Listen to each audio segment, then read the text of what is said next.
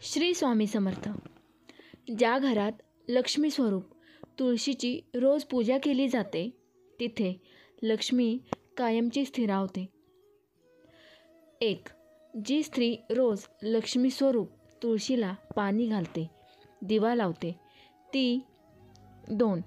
तुळशीचं महत्त्व भगवान शंकरांनी काय सांगितले आहे. पद्मपुराणामध्ये तुळशीचे महात्म्य भगवान शंकरांनी स्वतःच्या मुखाने नारदांना सांगितले आहे. ते अत्यंत श्रेष्ठ असून तुळशी आणि तिची सेवा ह्याचे महत्त्व सांगितले आहे. त्यांनी सांगितलं की जो मनुष्य तुळशीची सेवा करतो तो खऱ्या अर्थाने भाग्यवान असतो. तुळशीची पानं, फुलं, फळ, मूळ, शाखा इतकंच काय तर तुळशीची मातीसुद्धा सर्व काही पावन आहे. तुळशीचे महत्त्व सांगत असताना आम्हाला अनेक प्रकारातून शंकर भगवान महत्त्व सांगतात. 1. ज्याच्या गळ्यात तुळशीची माळ आहे किंवा जो माळ धारण करतो तो सदैव वैकुंठाचा अधिपती होतो.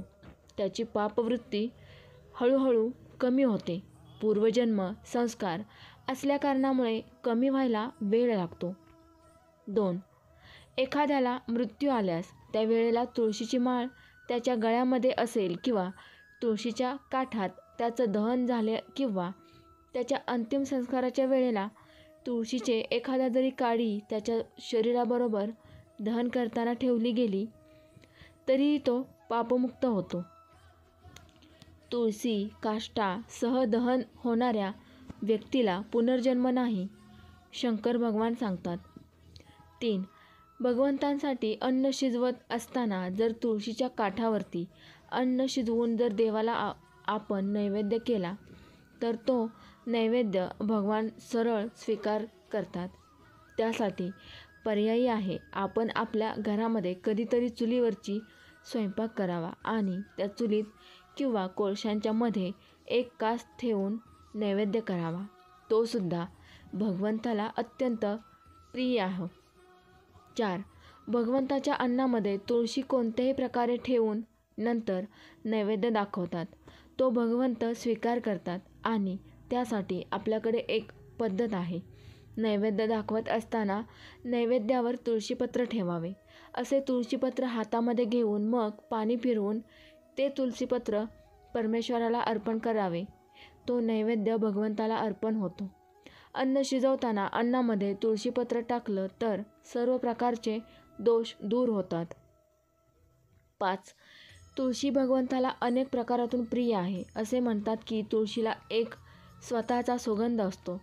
तोच सुगंध ही भगवंतांच्या शरीराला असतो. त्यांनी कृष्ण अवतार धारण केला त्यावेळेला हाच सुगंध त्यांना होता. तुळशीच्या फुलांचा जो नीलवर्ण आहे तसाच भगवंतांच्या शरीराचा अंगकांतीचा होता.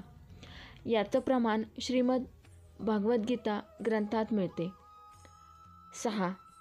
तसेच तुळशीचा सुगंध भगवंतांच्या शरीराला असतो. तो साधक ज्या वेळेला समाधीच्या द्वारा किंवा अध्यात्माच्या द्वारा आपण अधिक तरल होतो त्यावेळेला तो सुगंध आपल्याला अनुभवता येतो. 7. हरिचंदन म्हणजे नेमकं काय तर भगवंताला गंध उगाळत असताना चंदनाच्या जोडीने तुळशीचे काष्ट ही उघडावे आणि त्याचे चंदन तयार होतं. त्याला हरिचंदन असं म्हणतात. हे भगवंताला अत्यंत प्रिय आहे. 8. तुळशीच्या मुळाशी असलेली माती जे कोणी अंगाला लावतात आणि स्नान करतात त्यांना तीर्थस्थानाचे फळ प्राप्त होते. 9. आपण जर सहस्रनाम म्हणत भगवंताला तुळशी वाहिली तर त्याच्या पुण्याची गणना कोणालाही करता येणार नाही. संपूर्ण सहस्रनाम म्हणजे इतका वेळ नसेल किंवा आपल्याकडे तुळशी उपलब्ध नसेल तर संध्येतील प्रथम 24 नाव जी आहेत या 24 नावांनी जरी भगवंताला तुळशी वाहिली तरी अत्यंत प्रिय असते. तेवढेही उपलब्ध नसेल तर केवळ दशावताराची 10 नावं घेऊन भगवंताला तुळशी व्हावी आणि तेही शक्य नसेल तर एक तुळशीचे पान हातामध्ये घेऊन आपल्या गुरुमंत्राचा पूर्णपणे मनोमन जप करून तुळशीचे पान जर भगवंतांवर किंवा गुरुपादुकांवर अनुभव वाहिले तर ते भगवंताला अत्यंत प्रिय असे होते. केवळ तुळशी अर्चनाने अंबरीश ऋषींनी भगवंताला कायमचं प्राप्त केलं होतं असा भागवतामध्ये दाखला दिलेला आहे. 10. ज्या ठिकाणी तुळशीचा बागेच्या आहे त्या ठिकाणी बसून जर आपण गुरुमंत्राचा जप केला, गायत्रीचा जप केला किंवा विष्णू सहस्रनामाचा पाठ केला तर अनेक प्रकारची संकटे तात्काळ दूर होतात.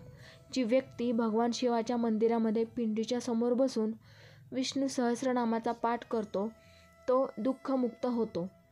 11. त्याचबरोबर जे कोणी शंकराच्या मंदिरामध्ये तुळशीची झाडे लावतात त्याच्याबद्दल तर भगवान शंकर म्हणतात ते मला इतके प्रिय आहेत की त्या तुळशीला येणाऱ्या पानांच्या इतक्या संख्येने तो मनुष्य वैकुंठामध्ये निवास करतो असे अभिवचन भगवंताने त्याला दिले आहे. श्री स्वामी समर्थ. जय जय स्वामी समर्थ. व्हिडिओ आवडल्यास व्हिडिओला लाईक करा, शेअर करा. धन्यवाद.